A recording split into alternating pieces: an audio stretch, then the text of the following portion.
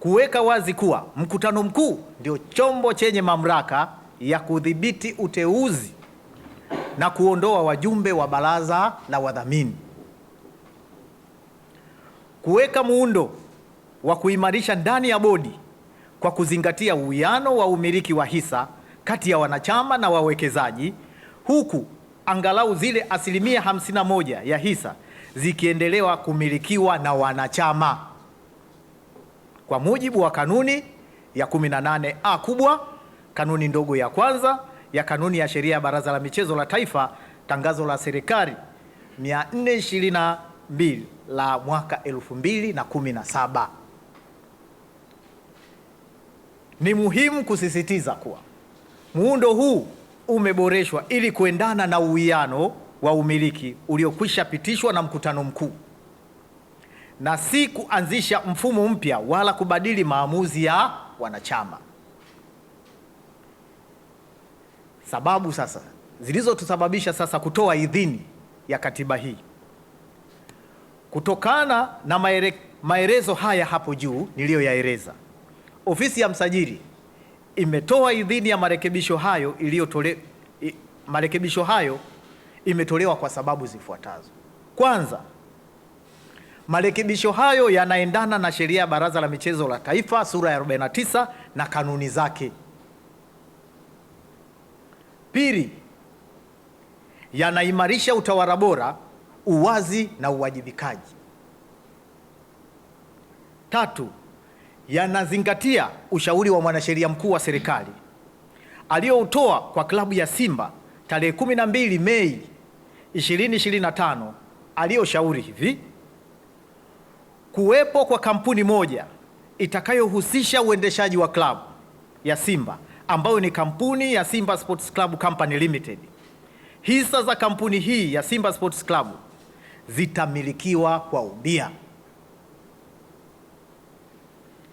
Pia mwanasheria mkuu wa serikali katika ushauri wake alishauri kuwa hisa za bodi ya wadhamini zilizokuwa zinamilikiwa na Simba Sports Club Holding Company Limited kwa sasa zitapaswa kuhamishwa na kwenda kwa wanachama kupitia bodi ya wadhamini wa klabu ya Simba ili umiliki wake wa hisa hizo wanachama wa klabu ya Simba kupitia bodi ya wadhamini uwe moja kwa moja na sio kupitia kwa Simba Sports Club Holding Company Limited, na mali za wanachama zisizohamishika zitabaki kuwa chini ya bodi ya wadhamini.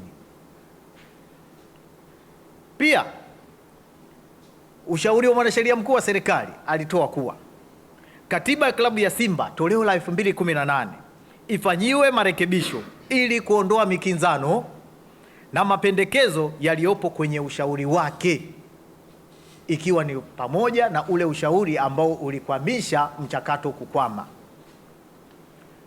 Pia idhini imetolewa kwenye katiba hii kwa sababu katiba hii tumeona kwamba inalinda maslahi ya wanachama huku ikiheshimu na kulinda uwekezaji uliofanyika na utakaofanyika.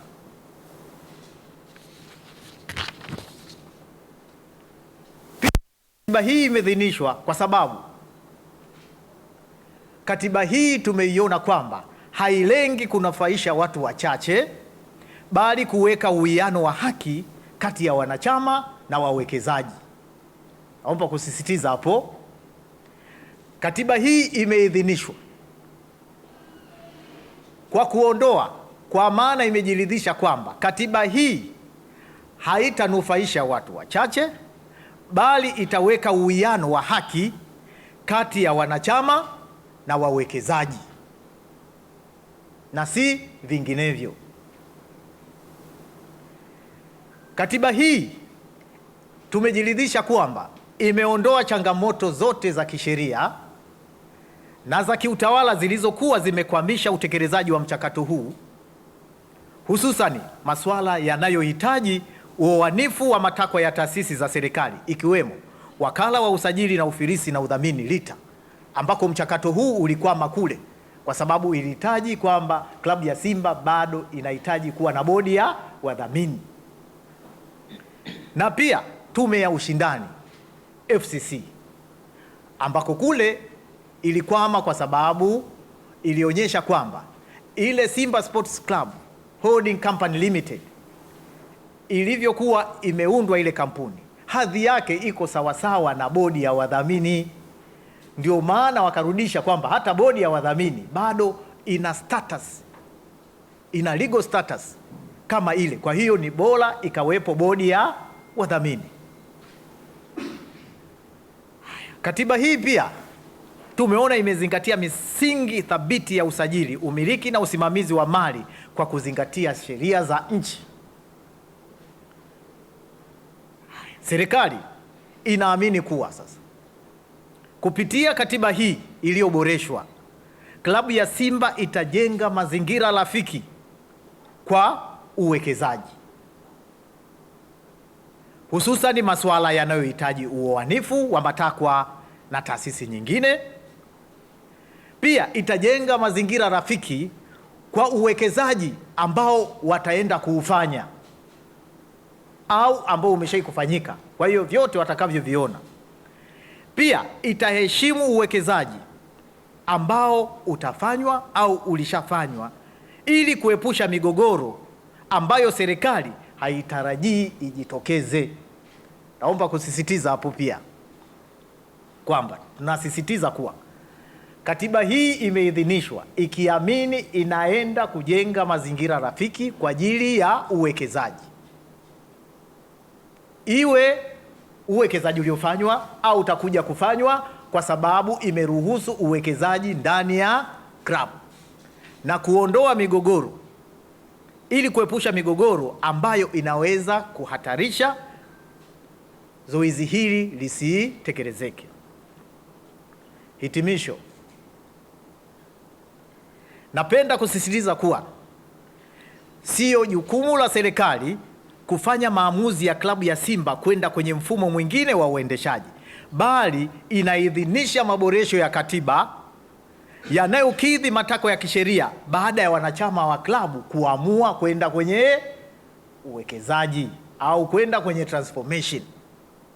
Kwa hiyo serikali hailazimishi, ila pale wanachama wanakapoamua kwenda kwenye transformation, katiba yao lazima serikali iangalie imekidhi matakwa ya kisheria na kanuni za nchi.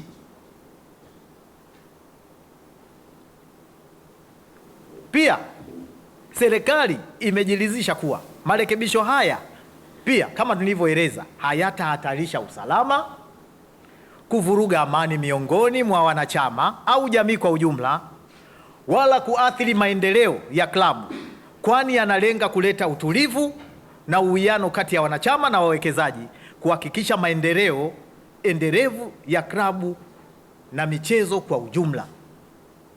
Hapa pia tunapenda kusisitiza kuwa serikali inaamini kwamba katiba hii iliyoidhinishwa inaenda kuleta usalama ndani ya klabu na sio kuibua migogoro, kwa sababu imeweka uwiano kati ya wanachama na wawekezaji ndani ya klabu. Kwa hiyo haitatarajia kuona migogoro ndani ikijitokeza. Kwa hiyo tunaamini mchakato klabu ya Simba itakapoenda kuufanya, katiba yao imebeba maudhui wala hawatapata mkwamo wowote kwenye taasisi yoyote ya kiserikali watakayoamua kufanya. Kwa msingi huo, serikali inatoa wito kwa wanachama wa klabu ya Simba na wadau wake wote kuheshimu maamuzi ya kisheria ili klabu iweze kuendelea kwa utulivu, mshikamano na mafanikio makubwa. Kama tunavyofahamu, klabu ya Simba ni klabu kubwa yenye mafanikio makubwa. Kwa hiyo tunaamini kwamba kupitia katiba hii na maboresho haya, mchakato huo utaenda kuimarisha na kuifanya klabu hii iweze kupanda viwango zaidi. Kwa kutolewa kwa idhini hii, marekebisho ya katiba ya klabu ya Simba sasa yanatambulika rasmi na serikali, na klabu inatarajiwa kuyatekeleza kwa kuzingatia kikamilifu sheria, kanuni, maamuzi ya mkutano mkuu, kwa kuhakikisha manufaa kwa utaratibu zote zinazingatia kwa mujibu wa ushauri wa mwanasheria mkuu wa serikali. Serikali itaendelea kutekeleza wajibu wake wa kisheria kwa lengo la kulinda maslahi ya wanachama na wawekezaji na maendeleo ya michezo nchini. Na mwisho naweza kusema kwamba mchakato huu utakapokwenda vizuri, klabu ya Simba ndio litakuwa kama shamba darasa kwa klabu nyingine zote. Mchakato huu, na sisi serikali ndio tunavyoamini kwamba mchakato utakwenda salama, uwekezaji utafanyika, na kwamba klabu ya Simba ndio klabu nyingine zitajifunza kutoka kwao namna ya kufanya transformation ya klabu. Kwa hiyo serikali inaliamini hilo na tuna matarajio yake ni haya ambayo tumeyasema. Asanteni sana kwa kunisikiliza. Asante sana msajili na vyama vya michezo nchini kwa. Ili kuwa mwanafamilia bora wa Global TV, usisahau kusubscribe, like, kushare na kucomment. Baada ya kusubscribe, bonyeza alama ya kengele ili kupata taarifa kwa kila video inayopanda Global TV Online.